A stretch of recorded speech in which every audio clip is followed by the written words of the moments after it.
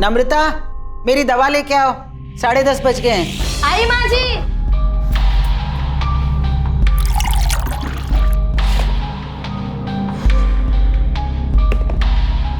आज दवा देने में फिर देर कर दी। पता है डॉक्टर ने क्या कहा है कि ठीक 10:30 बजे दवा लेनी है। जी माँ जी, ये लीजिए।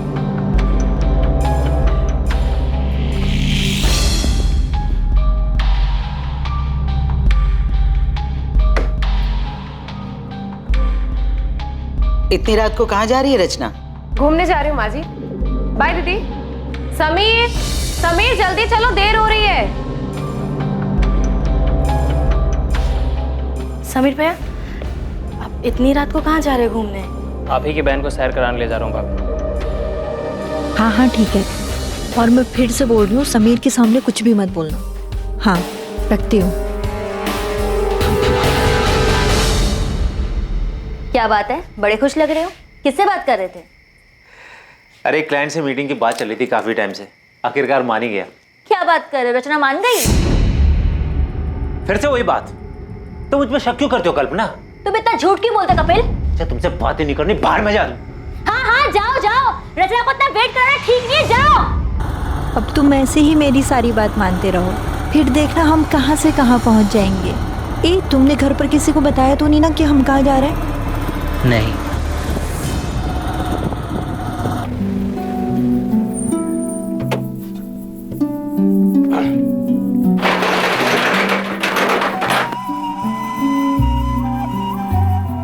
समीर,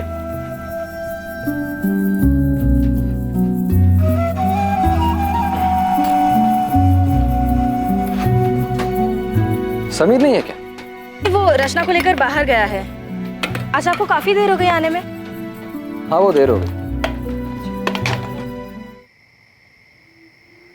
सोचा था शादी के बाद समीर जिम्मेदार बन जाएगा, लेकिन रचना ने तो उसे और बिगाड़ दिया। ना खर्च पे लगाम है और ना जुबान पर। उसकी माँ ने उसे कुछ सिखा कर नहीं भेजा क्या?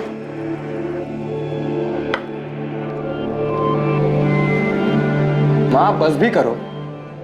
और वैसे भी समीर तो पहले से ही ऐसा है, उसने कब जिम्मेदारी उठाई? हाँ लेकिन रचना को उसे समझाना चाहिए ना। अब तक दोनों घर नहीं लौटे। मैंने बेटा, उसका वो दोस्त है ना मनु, उसे फोन कर, उससे पूछ, कुछ पता तो लगे दोनों कहाँ गए हैं। अब इतनी रात को क्या फोन करूं माँ? और ये कोई नई बात तो है नहीं, आ जाएंगे वो। दोनों के फोन बंद आ रहे हैं, तू पता कर, वरना मुझे नींद नहीं आएगी।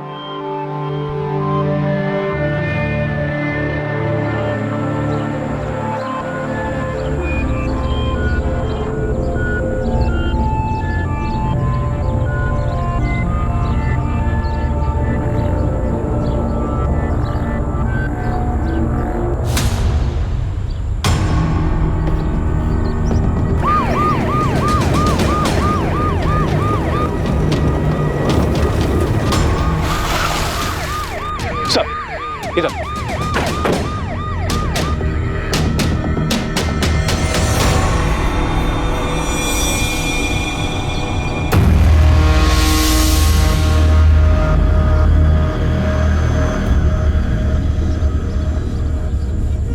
सर, जेब में ना वॉलेट है, ना कोई आईडी प्रूफ, फोन भी नहीं।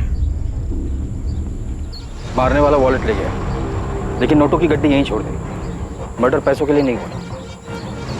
आप लोगों में से सबसे पहले लाश किसने देखी थी? जी सर, लाश को सबसे पहले मैंने देखा। किसी को आते जाते देखा है? नहीं सर, बस ये देखा और मैंने आपको फोन किया।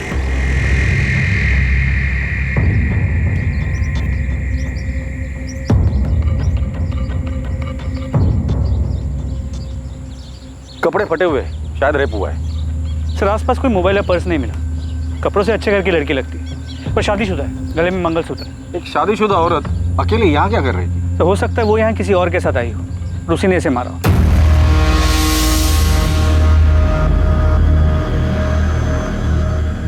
एक शादीशुदा जोड़ा घर से एक साथ निकलता है और कुछ घंटों बाद अलग अलग शहरों से दोनों की लाशें बरामद होती हैं।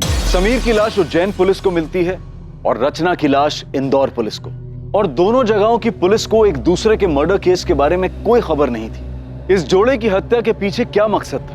रफ्तार से आगे बढ़ रही इनकी जिंदगी पर मौत की लगाम आखिर किसने और क्यों लगाई थी?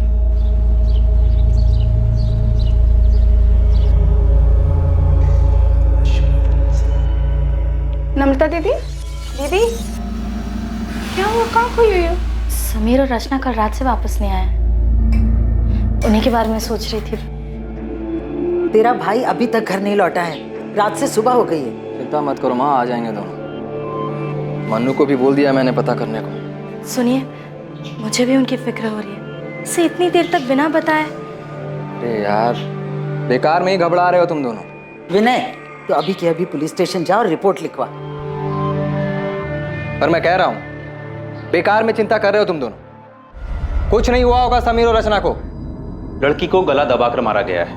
किसी मजबूत हाथों ने जोर से गला दबाया होगा, जिस वजह से विंड पाइप चोक हो गई। मौत का वक्त? कल रात करीब 11 से 1 बजे के बीच।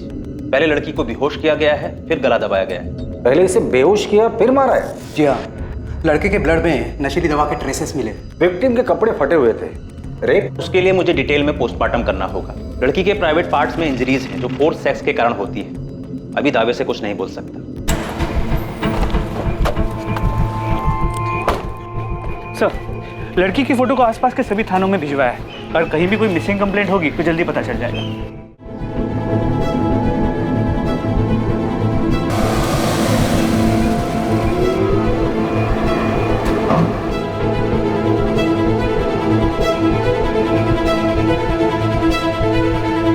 पृथ्वी बेटा, आज शाम को तैयार है। शर्मा जी अपनी पत्नी और बेटी अदिति के साथ हमारे घर आ रहे हैं। मुझे शादी नहीं करनी। को पता नहीं ये बात कब समझ आएगी। देख बेटा, उस बात को 8 महीने बीत चुके हैं। अब तो आप ये शादी की बात छोड़ेगी या मैं घर छोड़ दूं?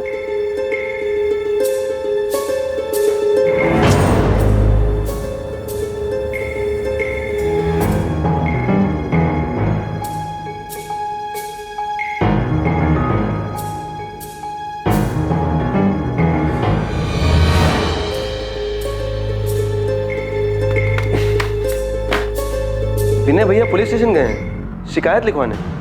हाँ मनु बेटा, समीर और रचना कल रात से घर नहीं लौटे। उन दोनों के फोन भी बंद आ रहे हैं। मनु, समीर ने तुम्हें कुछ बताया था क्या कि वो कहाँ जाने वाले हैं? नहीं भाभी, समीर ने तो इस बारे में मुझे बिल्कुल कुछ भी नहीं बोला। आज के बाद दोबारा ऐसा घटिया मजाक किया ना तो जान से मार दूं।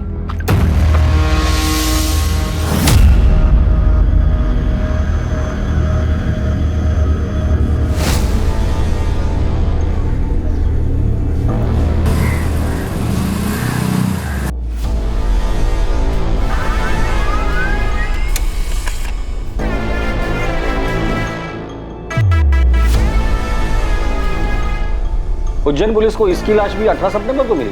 जी सर, इस लड़के की भी कोई आइडेंटिफिकेशन नहीं मिली। लेकिन हैरानी की बात यह है कि मौत का वक्त और मारने का तरीका बिल्कुल सेम है। हमें जिस लड़की की लाश मिली थी उस केस के डिटेल्स इस केस के डिटेल्स से काफी मैच करते हैं। उज्जैन के माधव चौक पुलिस स्टेशन के पीएसआई अनिरुद्ध से मेरी बात हुई। तुमने जिस लड़की की फोटो और डिटेल्स भेजी है उसे पढ़ते ही मुझे लगा कि शायद ये दोनों विक्टिम्स कनेक्टेड हैं। क्या ये दोनों विक्टिम्स उज्जैन के हैं? ये तो पता नहीं कि उज्जैन से इंदौर से, लेकिन पोस्टमार्टम रिपोर्ट के हिसाब से लड़के की भी मौत 17 सितंबर की रात 11 से 1 के बीच। पहले नशीली दवा देकर बेहोश किया गया और फिर गला घोटकर मार दिया गया। प्रशांत, इस लड़के की फोटो इंदौर के सभी पुलिस स्टेशन में सर्कुलेट कर दो और खबरियों को काम पर लगा दो। पता तो चले ये दोनों विक्टिम एक दूसरे से कनेक्टेड है भी या नहीं। पुलिस और खबरियों ने इंदौर और उज्जैन में जगह जगह दोनों विक्टिम्स के बारे में पूछताछ की और जल्द ही उन्हें पता चल गया कि वो दोनों विक्टिम्स समीर शुक्ला और रचना शुक्ला थे।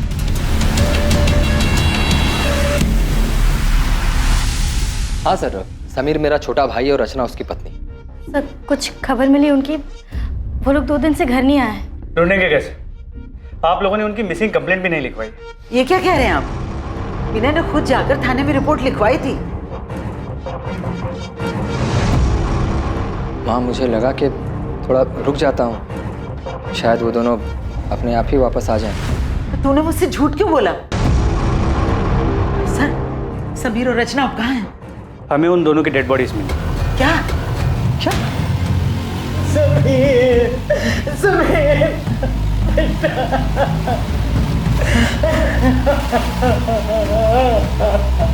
समीर, समीर बेटा, समीर, समीर। अरे समीर, आज तो फिर मेरी बाइक लेके भाग गई फिराक में। भैया प्लीज ले जाने दो ना, आज कॉलेज में रोज डे। समीर मुझे काम पर जाना है, मैं कैसे जाऊंगा? बस में जाना पड़ेगा मुझे।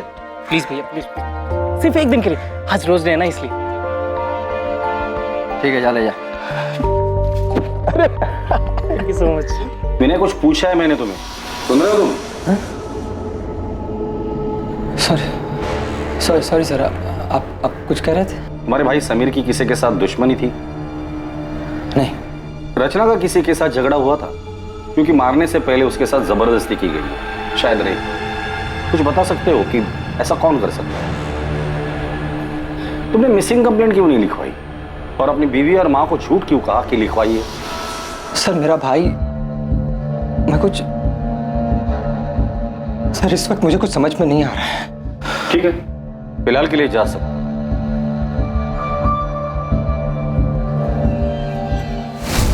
ये विनय वाकई में इतना प्यार करता था या एक्टिंग कर रहा है? ये समीर और रचना, इनका कत्ल एक ही तरीके से हुआ है, लेकिन इनकी डेड बॉडीज हमें अलग अलग शहरों में मिली। सर ये सब कुछ पूरे प्लानिंग से किया गया है और शायद एक से ज्यादा लोग शामिल हैं। ये शुक्ला परिवार के भाइयों के बीच रिश्ता कैसा था ये पता करो, क्योंकि अक्सर जब रिश्तों में लाइन क्रॉस होती है ना, न्यूज़पेपर की हेडलाइन बन जाती है।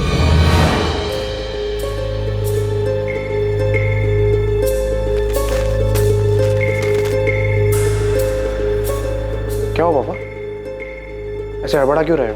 कुछ नहीं बेटा, कुछ नहीं। पापा सोशल मीडिया का जमाना है, बाहर आजकल सिर्फ अखबार तक नहीं रहती। तूने रचना के बारे में पढ़ा? हाँ, बुरा हुआ।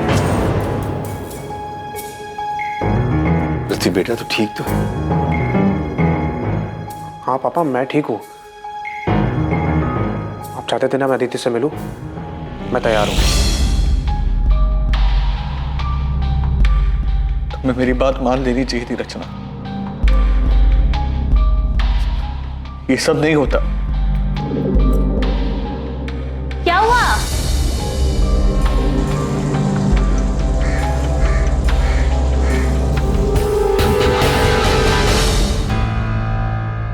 रचना, मेरी मेहंदी का रंग कितना अच्छा आया ना, देख। तू रो रही है? तू सच्ची रो रही है? चुप कर, मैं कहाँ रो रही हूँ? नहीं, तेरी तो सिर्फ आंखें लीक कर रही है ना? सच बता, मुझे मिस करेगी इसलिए रो रही है ना? मैं तुझसे कह रही हूँ, जब तेरी शादी होगी ना तब तू। दीदी, क्या शादी? शादी शादी मतलब बिना पगार की नौकरी। पति को खुश रखो, सास को खुश रखो और अपने सभी सपनों पर ताला मार के बंद कर दो। मुझे नहीं करना। क्यों नहीं करनी शादी? मैंने नम्रता के देवर समीर से तेरे रिश्ते की बात चलाई है। बहुत अच्छा लड़का है और तुझे पसंद भी करता है। माँ पसंद नहीं, पूरा लट्टू है रचना पर। देख रचना, मैं तुझे अभी समझा रही हूँ, तो सुधर जा। आसमान में नहीं, जमीन पर रहना है हमें।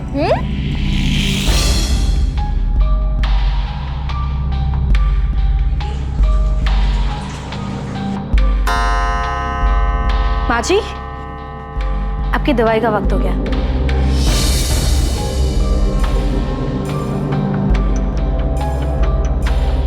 मुझे समझ नहीं आ रहा, विनय ने मुझसे झूठ क्यों बोला? उसने रिपोर्ट क्यों नहीं लिखवाई?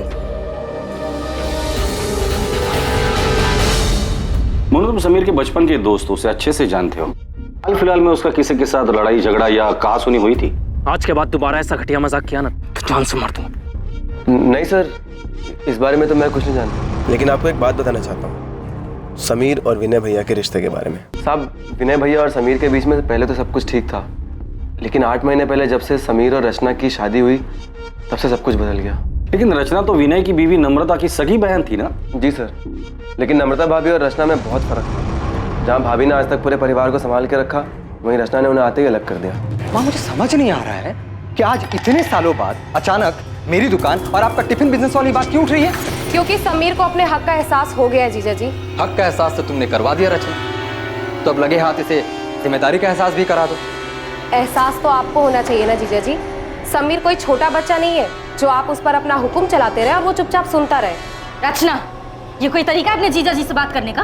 तरीका तो इनका गलत है दीदी। छोटे भाई का हक छीन रहे हैं ये। मैं हक छीन रहा हूँ अपने छोटे भाई का? सही तो कह रही है भैया, क्या गलत कहा रचना ने? लेकिन समीर भैया, इन दोनों से कुछ बोलने का कोई फायदा नहीं है। इसके बाद से उनके घर में काफी तनाव रहने लगा। आपने खाना नहीं खाया तो दूध तो पी लीजिए। माँ ने कुछ कहा क्या तुमसे? विनय ने मुझसे झूठ क्यों बोला? उसने रिपोर्ट क्यों नहीं लिखवाई? नहीं, मगर आपने पुलिस में शिकायत क्यों नहीं की? तुम मुझ पे शक कर रही हो? विनय देखिए, मैं आपका दर्द समझती हूँ। मैं भी रचना से उतना ही प्यार करती थी जितना आप समीर से। सर ये समीर के कॉल रिकॉर्ड बिल्कुल क्लीन है, लेकिन सर रचना के कॉल रिकॉर्ड्स में ये एक नंबर है जिससे बार बार कॉल्स आते हैं। सर ये नंबर किसी कपिल चौकसी के नाम पे रजिस्टर्ड है। सर फिलहाल ये नंबर स्विच ऑफ है, लेकिन हमें कपिल चौकसी का एड्रेस मिल गया है। और ये नंबर जिस पर रचना की आखिरी बार बात हुई थी, ये किसका है? और मैं फिर से बोल रही हूँ, समीर के सामने कुछ भी मत बोलना। सर ये नंबर किसी हरीश अय्यर के नाम पे रजिस्टर्ड है। फिलहाल ये नंबर स्विच ऑफ है, पर इसका एड्रेस फेक है। इस कपिल चौकसी को उठाकर लेकर आओ और हरीश अय्यर के बारे में पता करो।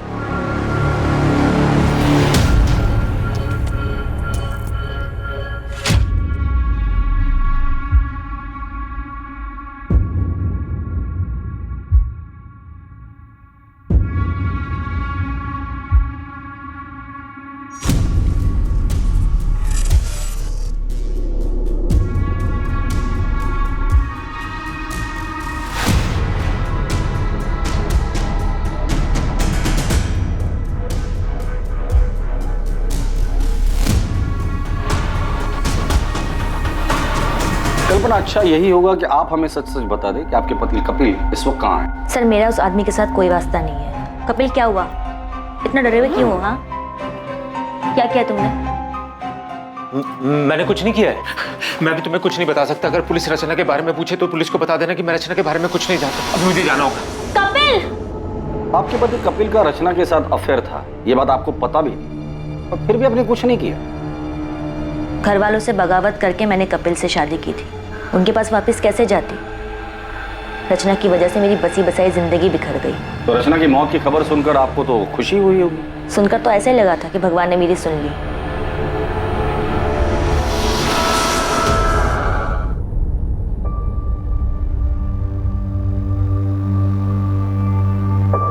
मैं तुमसे प्यार करने लगा हूँ। शादी करोगे मुझसे?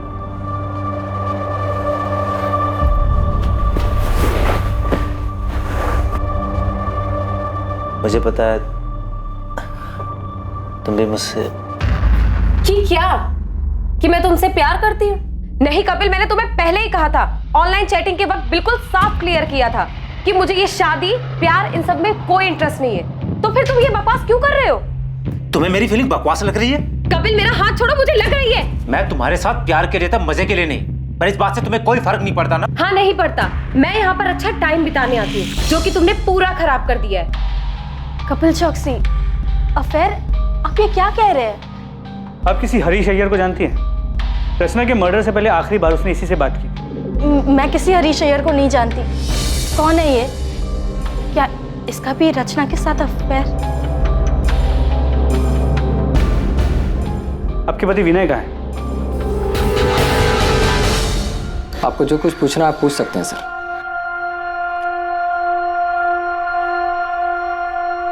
नम्रता, उस रात विनय काफी देर से घर लौटा था ना?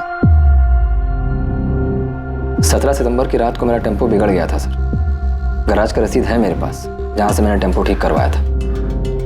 समीर और रचना 17 सितंबर को गायब हुए और 20 सितंबर तक तुमने उनकी मिसिंग कंप्लेंट नहीं लिखवाई। क्यों? क्योंकि समीर की शादी के बाद ऐसा 2-3 बार पहले भी हो चुका था। समीर और रचना अक्सर बिना बताए घूमने चले जाते थे। मैंने सोचा 1-2 दिन में लौट आएंगे। सर यही सच है। और दुकान के किराए के पीछे हुए झगड़े का सच, वो क्या था? सर रचना के उकसाने पर हमारे बीच झगड़ा हुआ था, लेकिन समीर हमेशा से जिद्दी रहा है। ये मनमानी करना उसके लिए कोई नई बात नहीं थी। समीर और रचना की शादी को सिर्फ 8 महीने हुए थे और इन महज 8 महीनों में ही समीर और उसके बड़े भाई विनय के बीच अलगाव पैदा हो गया था। ये बात भी सामने आई थी कि शायद रचना का किसी कपिल चौकसी के साथ अफेयर था, लेकिन अब जो खबर सामने आने वाली थी वो शुक्ला परिवार को पूरी तरह से झकझोर कर रख देने वाली थी। तुझे क्या लगा था? तू बताएगा नहीं तो हमें पता नहीं चलेगा? बोल, समीर के मर्डर से एक दिन पहले तुम दोनों का किस बात को लेकर झगड़ा हुआ था? आज के बाद दोबारा ऐसा घटिया मजाक किया ना तो जान से मार दूं। तुझे भरोसा नहीं है ना मेरी बात पे? ये देख, देख अपनी आंख से। ऐसा क्या था उस वीडियो में कि समीर के होश उड़ गए? बता दो। रचना का सच जो इत्तेफाक से मेरे सामने आ गया। सर वो कुछ 3-4 हफ्ते पहले मेरा दोस्त पंकज इंदौर से आया हुआ था। हम दोनों होटल के कॉरिडोर से बाहर आ ही रहे थे कि वहां मुझे रचना दिखी। वो किसी आदमी के साथ थी। मुझे देखकर ये बहुत झटका लगा। मेरे कुछ समझ में नहीं आया तो मैंने तुरंत अपना फोन निकाला और उनके कमरे में अंदर जाने की वीडियो बना ली ताकि समीर को दिखा सकूं। कौन है आदमी? सिर्फ ये एक आदमी नहीं है, मैंने उस होटल के वेटर से बात भी की है। हाँ साहब, ये मैडम अक्सर यहाँ आती हैं और इनसे मिलने कई साहब आते हैं।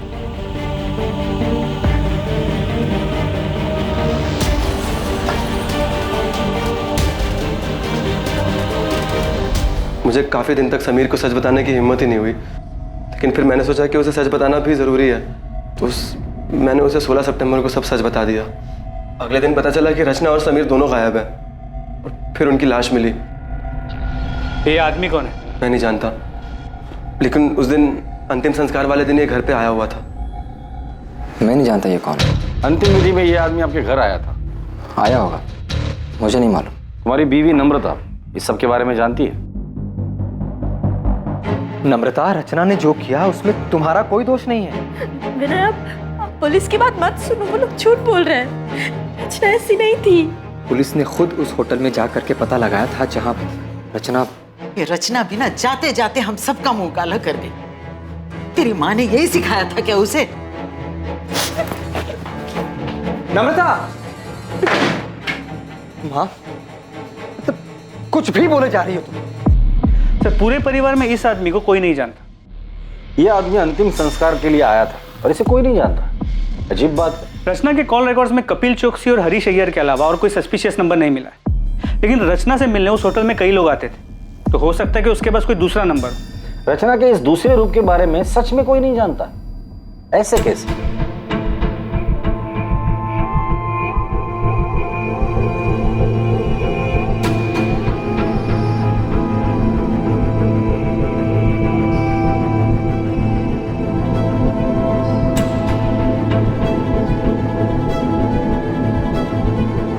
रचना की जिंदगी का सच आखिर था क्या, और इस डबल मर्डर के पीछे कौन था और उसका मकसद क्या था, और कितने लोगों को रचना का सच पता था?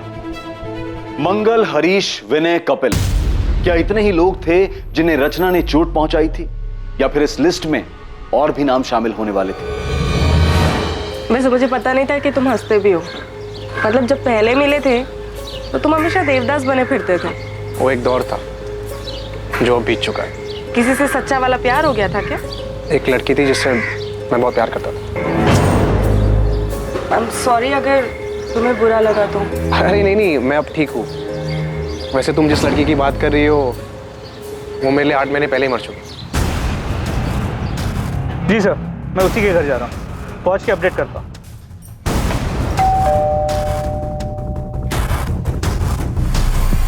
अंदर कमरे में है। बोल। सर, मैंने रचना को नहीं मारा। तो फरार क्यों हो गया था तू? मुझे लगा कि सारा शक मेरे ऊपर जाएगा। मैं उससे प्यार करता था सर, मैं उसको क्यों मारूंगा? अच्छा आशिक है रे तू। जब तुझे पता चला कि तेरे माशूका के और भी आशिक है तो तूने उसे और उसके पति दोनों को मार डाला। सर, मुझे इसके बारे में कुछ नहीं पता है सर। मैं तो उससे शादी करना चाहता था, वो भी राजी थी सर। शादी करोगे मुझसे? नहीं कपिल, मुझे ये शादी प्यार इन सब में कोई इंटरेस्ट नहीं है। ये कौन है? इसे जानते हैं? इसका नाम क्या है? हरीश अय्यर। कितनी देर कपिल? 10 मिनट से तुम्हारा वेट कर रही हूँ, जल्दी आओ। रचना, तुम यहाँ धूप में क्यों खड़ी हो? तुम्हें गर्मी लग रही होगी। मंगल, तुम यहाँ? तुम एक हफ्ते से मेरा फोन क्यों नहीं उठा रही? वो मैं कॉल करने ही वाली थी तुम्हें। मुझे लगा ही, इसीलिए मैं नया फोन लेने निकला था। वो पुराना फोन मैंने तोड़ दिया ना, वो यहाँ मार के। क्यों? वो तुम फोन नहीं उठा रही तो गुस्सा आ गया।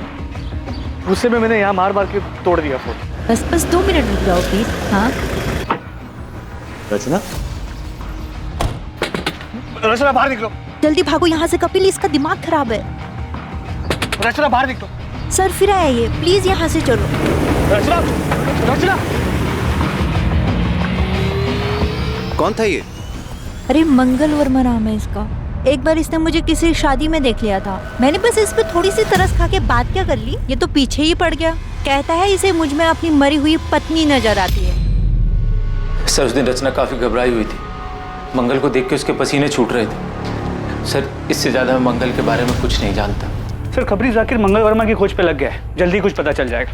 और होटल के रजिस्टर में जो भी नाम और पता था सब फर्जी था। ये कपिल खुद को बचाने के लिए झूठ भी बोल सकता है। कहानी सुनाकर अपनी करनी मंगल वर्मा पर डाल रहा है।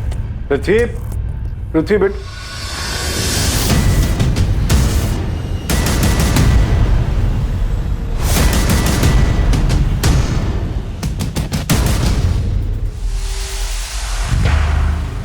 मुझे लगा तू रचना को भूल चुका।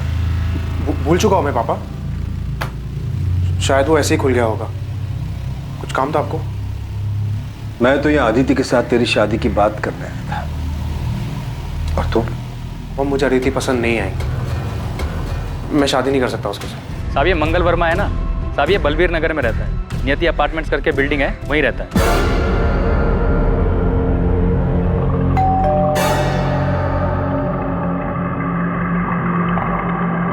सर मंगल वर्मा को उसकी वाइफ ज्योति के मरने का गहरा सदमा लगा था, दिमागी हालत पे काफी अनस्टेबल हो गया था। इनफैक्ट काफी टाइम तक वो अस्पताल में था जहाँ पे उसका ट्रीटमेंट चल रहा था। अभी 1 साल पहले हॉस्पिटल से डिस्चार्ज हुआ है। उसके डॉक्टर ने बताया कि कभी कभी वो आपे से बाहर हो जाता है, काफी वायलेंट हो जाता है, लेकिन किसी भी पुलिस स्टेशन में उसकी कोई वायलेंट या क्रिमिनल हिस्ट्री नहीं मिली। तुम रचना से कैसे मिले? उसे पहली बार मैंने एक शादी में देखा था। उसे देखकर ऐसा लगा कि उसके रूप में मेरी ज्योति वापस आ गई, इसीलिए मैं उससे बात करने लगा, फिर उसे मिलने लगा। बिल्कुल ज्योति की तरह रखता था मैं उसे। वाह, थैंक यू सर। खुश हो ना? बहुत ज्यादा। अच्छा मंगल, अब मुझे निकलना होगा, बहुत देर हो रही है। हाँ अभी मत जाओ ना प्लीज। एक काम करते हैं, हम ना शादी कर लेते हैं, फिर तुम्हें कहीं जाने की जरूरत ही नहीं पड़ेगी। हाँ हाँ बिल्कुल, लेकिन इस बारे में हम बाद में बात करें। कब?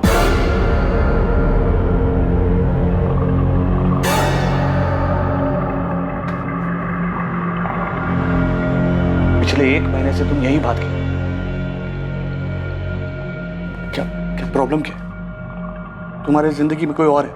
तुम मुझसे प्यार नहीं करती? छोड़ना चाहती हो मुझे? नहीं, तुम धोखा नहीं दे सकती। रचना तुम मेरी बीवी हो, सिर्फ मेरी बीवी हो रचना। मंगल, मंगल, मंगल क्या कर रहे हो? मंगल, मंगल, मंगल मेरी बात सुनो मंगल, इसे फेंक दो मंगल। शादी करोगे मुझसे? वरना? मंगल, मेरे जीजा जी और मेरी बहन अभी घर से बाहर गए, वो जैसे ही आएंगे ना मैं उनसे बात करूंगी। अभी ये कांच मुझे दे दो, हाँ प्लीज।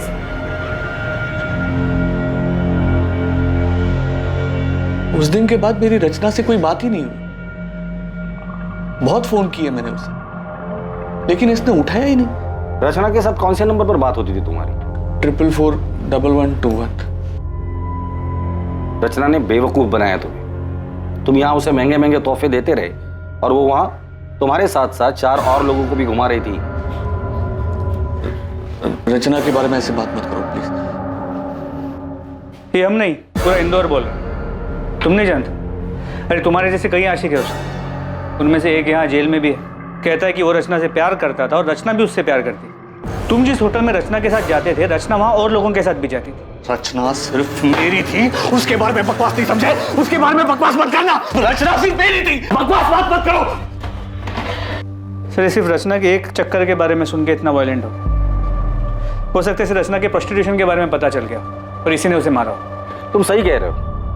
मंगल रचना से जिस नंबर पर बात करता था उस नंबर का सीडीआर निकलवाओ, उसमें रचना के और भी क्लाइंट्स के नंबर होंगे, उनसे बात करो, उनका बैकग्राउंड चेक करो। अभी तो सिर्फ 2 ही आशिक मिले हैं, पता नहीं लाइन में और कितने आशिक खड़े होंगे। तुमने भागकर अपने पैरों पे कुल्हाड़ी मार ही ली थी। वो तो मैंने सही टाइम पर पुलिस को बुलाकर तुम्हें सब कुछ बर्बाद करने से रोक लिया। आगे अपने बयान पर डटे रहना। और अगर मुझ पर भरोसा हो गया हो तो जैसा जैसा मैं कहूँ ठीक वैसा वैसा करना। जैसा तुम कहोगी वैसा ही करूंगा, बस मुझे यहाँ से निकाल लो।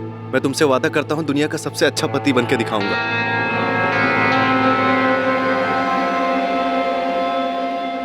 तीर निशाने पे लगा, वो बहुत डरा हुआ है, कह रहा जैसा मैं कहूँगी वैसा ही करेगा। हाँ ओके, शायद रचना की मौत मेरी जिंदगी बना दे। साहब, कोई बाइक पसंद आई? ऐसी फटीचर बाइक लेने से मैं कोई साइकिल ले लूंगा। कोई अच्छी है तो बता। अरे साहब, एकदम नई और ताजा माल आया है साहब, आप इसको देखो एक बार। ये अच्छी है। पेपर्स कब तक बनाएगा? पेपर सब बन जाएंगे, बस आप पसंद करो, मैं नंबर बदल देता हूँ। चल मेरे साथ, तुझे जेल में नया कैदी नंबर देता हूँ। बोल। साहब माफ कर दो साहब, कसम खाते हैं हमें उसका नाम नहीं मालूम साहब। हम चोरी गाड़ी जरूर खरीदते हैं लेकिन उनका नाम पता नहीं पूछते हैं साहब। कल तो याद होगी ना तुझे? स्केच आर्टिस्ट को बुला कर इससे स्केच बनवा लेना, और इसे अगर शक्ल याद नहीं होगी ना तो इसकी शक्ल बिगाड़ देना।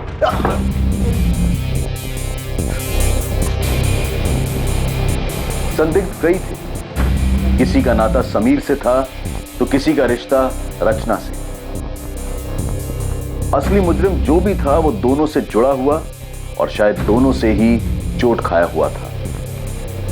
पर कुछ लोग ऐसे भी थे जो अब भी पर्दे में थे और इसीलिए वो पुलिस के शक के दायरे से भी बाहर थे। उनके इरादे, उनकी मंशा अब भी गुप्त थी, लेकिन जल्द ही सारे नकाब उतरने वाले थे और सच सामने आने वाला था।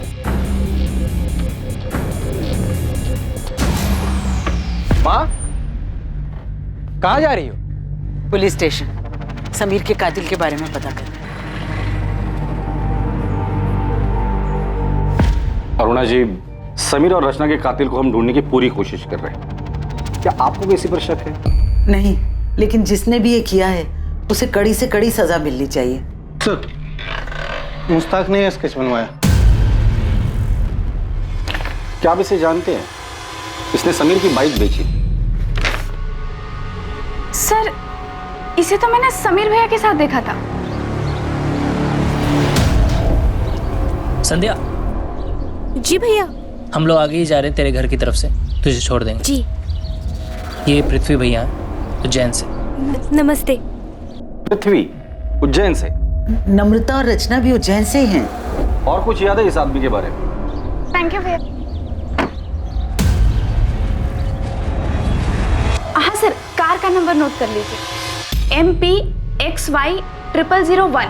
सर, नंबर प्लेट के नीचे पृथ्वी की जान जैसा कुछ लिखा था। ये लीजिए वकील साहब,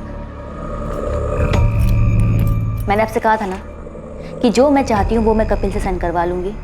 उसने बिना पढ़े बिना देखे इन पेपर्स पे साइन कर दिए। इसमें डिवोर्स पेपर्स के साथ साथ प्रॉपर्टी के पेपर्स भी हैं, जो अब उसने मेरे नाम पे ट्रांसफर कर दिए। बता दो। क्यों मारा दोनों को?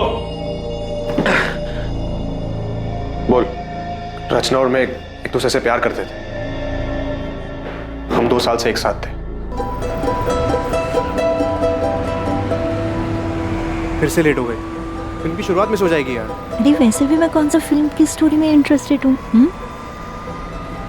चलें, पॉपकॉर्न भी लेना है। जा रही हो तुम? हाँ, और रुकी तो तुम्हारे पापा घर आ जाएंगे और फिर पूरे उज्जैन में बात फैल जाएगी। एक काम करें, शादी कर लेते हैं। मुझे नहीं करनी कोई शादी वादी। एक काम करो, तुम कर लो शादी। अरे ये क्या मजाक है रचना? अच्छा सुनो, अगर तुम अभी शादी के लिए तैयार नहीं हो तो मैं राह देखूंगा। मैं राह देखता रहा और रचना ने अचानक अपनी राह बदल ली। तुम किसी और के साथ शादी कर रही हो?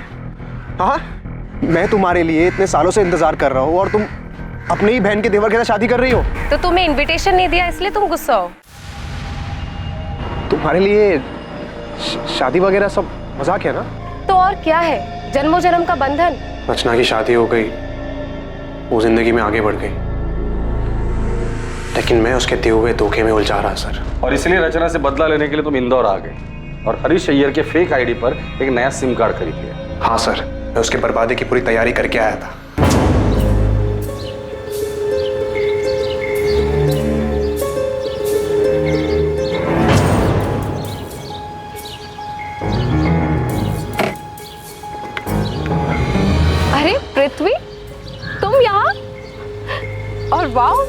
क्या रूप है। बाय द वे, ये समीर है, मेरे पति। हाय पृथ्वी। समीर, ये पृथ्वी है, मेरा कॉलेज फ्रेंड। मैंने समीर से दोस्ती कर ली। मैंने बताया कि इंदौर में पापा की ज़मीन है, जिसे मैं बेचने आया हूँ। मैंने ज़मीन का भाव इतना कम बताया कि रचना और समीर दोनों लालच में आ गए। फिर ज़मीन दिखाने और टोकन देने के बहाने मैंने उनको बुलाया। हाँ, हम लोग निकल रहे हैं। हाँ, और समीर ने पैसे भी ले लिए, लेकिन ध्यान रखना समीर को हमारे बारे में पता नहीं चलना चाहिए। अरे नहीं, तुम चिंता मत करो, मैं कोई भी पुरानी बात नहीं करूँगा। मुझे सिर्फ बिजनेस करना है। हम डिनर करके प्लॉट देखने जाएंगे और फिर डील वहीं पे फाइनल कर देंगे। हाँ हाँ ठीक है। और मैं फिर से बोल रही हूँ, समीर के सामने कुछ भी मत बोलना।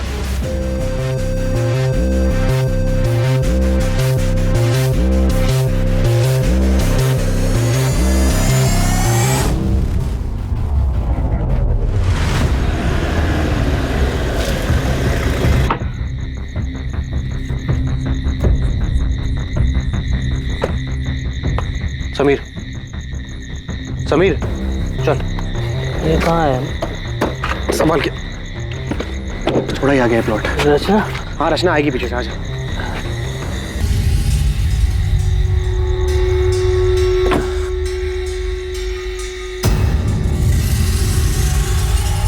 मैंने समीर की लाश वही उज्जैन में छोड़ दी और रचना की लाश मैंने इंदौर में आके फेंक दी। दोनों के फोन मैंने तोड़ के नाले में फेंक दिए और अगले दिन समीर की बाइक ताबे से उठा ली। पृथ्वी, ये सब करके क्या मिला तुझे? मिला सर, बदला मिला।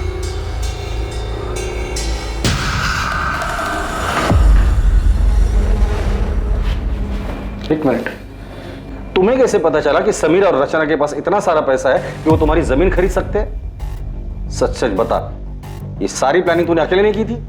सर, मुझे बताया गया था कि उनको दुकान का किराया मिलता है, वो कहाँ जाते हैं, कहाँ घूमते हैं, इन सब की डिटेल बताई गई थी।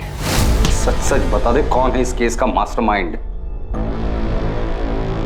सर, ये पृथ्वी सच कह रहा है या अपना किया किसी और के सर पे डाल रहा है? अगर ये पृथ्वी झूठ बोल रहा है तो हमारे पास कोई सबूत नहीं, लेकिन अगर ये पृथ्वी सच भी बोल रहा है तो हमें उसका कन्फेशन चाहिए होगा। लेकिन मुझे लग रहा है कि ये पृथ्वी हमारे साथ खेल खेल रहा है। सच जानने के लिए हम भी खेल खेलते। उठा दे उसको। पृथ्वी ने सब कबूल कर लिया, तेरी बारी है। अरे मैंने कुछ नहीं किया सर। सर, मेरे पति ऐसा नहीं कर सकते। पृथ्वी ने खुद विनय का नाम लिया है। झूठ बोल रहा है पृथ्वी, मेरे पति ऐसा कर ही नहीं सकते। आपके सामने ही आपके पति से हम सच उगलवाते हैं। चलिए। बोल, चल बोल। विनय, विनय आप ठीक है ना? इन्होंने आपको कुछ किया तो नहीं? अब तक तो कुछ नहीं किया है, लेकिन आगे का वादा नहीं कर सकते। बेहतर यही होगा कि तू सच बता दे। मैंने कुछ नहीं। तू ऐसे नहीं बोलेगा। लगता है सच उगलवाने की स्पेशल ट्रीटमेंट तुझे देनी ही पड़ेगी। सर, मेरा मैंने मरवाया रचना और समीर। इन्हें कुछ नहीं पता, इन्होंने कुछ नहीं किया। ये तो क्या कह रही है नम्रता? सच बोल रही है वो। सारा सच हम पहले से ही जानते थे, बस वही सारा सच हम तुम्हारे मुंह से सुनना चाहते थे। इसीलिए तुम्हारे पति विनय को पकड़ने का नाटक हम लोगों ने किया था। सारी कहानी बताओ, सारा प्लान बताओ। सारा प्लान मेरा था। मैं नहीं चाहती थी कि रचना और समीर जिंदा बचे, पर इसके लिए मुझे किसी की मदद की जरूरत थी। तुम्हारा ध्यान कहाँ था? नहीं था। नम्रता, रचना कितनी देर लगा दी यार आने में? मम्मी से कितना झूठ बोलूं तेरे लिए? तो क्या सच बता दोगी? मुझे डांट खाने दोगी? और फिर मैं पृथ्वी मेरे प्यार से कैसे मिलूंगी? नहीं, ऐसे नहीं है दीदी। अगर ऐसा नहीं है तो फिर हम कल का भी प्लान बना ले। आप संभाल लोगी ना? हाँ संभाल लूंगी, तू नाटक बंद कर। नम्रता, थैंक यू सो मच। अगर तुम नहीं होती तो मैं से रोज मिल भी नहीं पाता। मैं पृथ्वी और रचना के रिश्ते के बारे में कॉलेज से जानती थी। मुझे पता था पृथ्वी उससे कितना प्यार करता था और अब भी करता है। इसलिए मैंने तय किया और पृथ्वी से मिलने चली गई। नम्रता, हाय। आओ ना अंदर। तुम्हें याद है पृथ्वी, कॉलेज में तुम मेरे तेल वाले बालों का कितना मजाक उड़ाते थे? चंपू चाची के नाम से सब जानते थे तुम्हें। चंपू चाची? और वो नाम मैंने रखा था। क्या दिन थे ना वो। याद है तुम रचना के कितने दीवाने थे? नम्रता, रचना की बात फिर कभी मत उठा। मैं अभी भी तकलीफ में हूँ और उसे बुला नहीं पाया हूँ। I'm sorry, I understand। रचना ने तुम्हें बहुत चोट पहुंचाई है और वो आज भी वही कर रही है। शादी उसने समीर के साथ की है, मगर सुहागरात सबके साथ मना रही है। पृथ्वी, क्या किया तुमने? कट गया हाथ।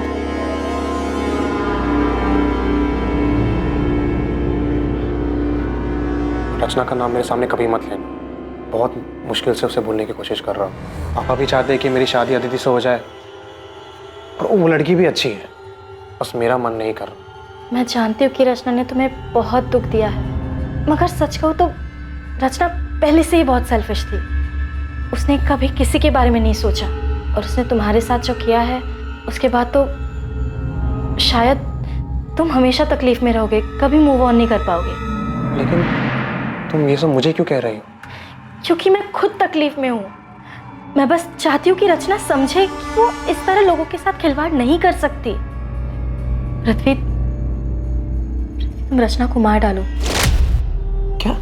देखो, उसने तुम्हारे साथ जो किया है और वो बाकी कई लोगों के साथ कर रही है, वो सही नहीं है। उससे रोकना होगा। मैं मानता हूँ कि मुझे रचना पे बहुत गुस्सा है, और उसको मारने से ही मुझे सुकून मिलेगा, लेकिन सिर्फ सुकून के लिए मार दूं? पूरा रिस्क मेरा, और फायदा सिर्फ तुम्हारा हो रहा है, मेरा कुछ फायदा नहीं हो रहा है यहाँ पे। तुम्हें मुझसे जो फायदा उठाना उठा, बस रचना और समीर को मार डालो। तुमने रचना को मारने का प्लान सिर्फ इसलिए किया था क्योंकि तुम्हें लगा था कि रचना की हरकतों की वजह से तुम्हारा घर टूट सकता है। मुझे उसके अफेयर के बारे में पहले से ही मालूम था, मगर जब मुझे पता चला कि वो किस हद तक गिर चुकी है तो मैं हिल ही गई। वो किसी के साथ भी सो रही थी, और उसके बदले में उसके क्लाइंट्स उसे।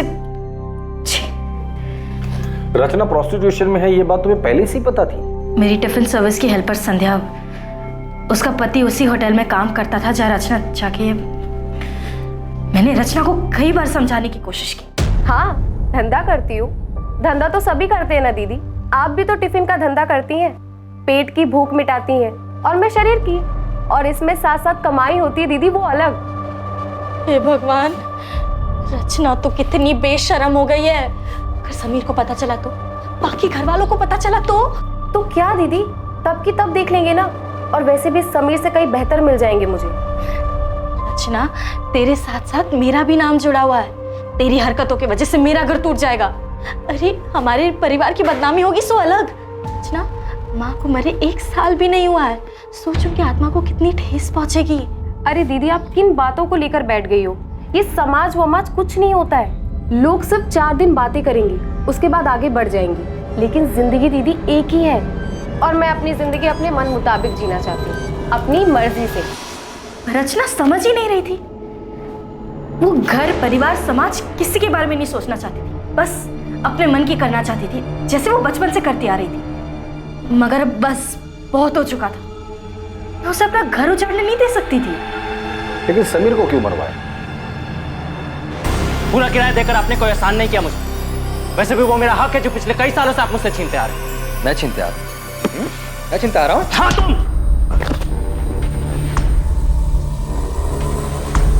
समीर भी रचना जैसा ही था। उन दोनों को घर की इज्जत की कुछ पड़ी नहीं थी। वो दोनों तो बस घर की शांति खराब करने पे तुले थे। उन्हें बस बर्बाद करना आता था। वो दोनों तुम्हारा घर बर्बाद कर देंगे, इस डर से तुमने खुद अपने हाथों से अपना घर बर्बाद कर लिया है। मैंने, मुझसे गलती हो गई, लेकिन मैं डर गई थी। मुझे लगा कि रचना की सच्चाई जानकर आप मुझे छोड़ देंगे। हमारे परिवार की इज्जत, समाज, हम सबको क्या मुंह दिखाते। गुस्सा मेरे अंदर भी था, लेकिन तुम अपने गुस्से और नफरत में इतनी अंधी हो गई थी कि तुमने इतना भी नहीं सोचा कि जो आग तुम लगाने जा रही थी वो तुम्हारा अपना घर भी राख कर देगा। तुमने सब कुछ खत्म कर दिया नम्रता।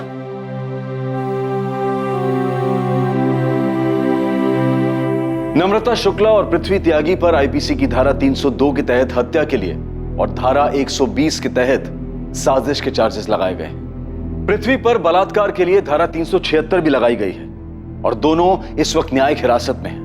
रचना का शादी और समाज की मर्यादाओं की परवाह किए बिना बेलगाम जीना नम्रता को मंजूर नहीं था। नम्रता को जो डर था उसके लिए वो अपने पति से बात कर सकती थी। कई बार गलत ख्याल हम पर हावी हो जाता है, लेकिन किसी अपने से, किसी करीबी से बात करने से हम वो गलत कदम उठाने से बच सकते हैं। कुछ भी करने से पहले ये जरूर सोचें कि उसका आप पर और आपके परिवार वालों पर क्या असर होगा। अब मैं अनूप सोनी आपसे विदा लेता हूं।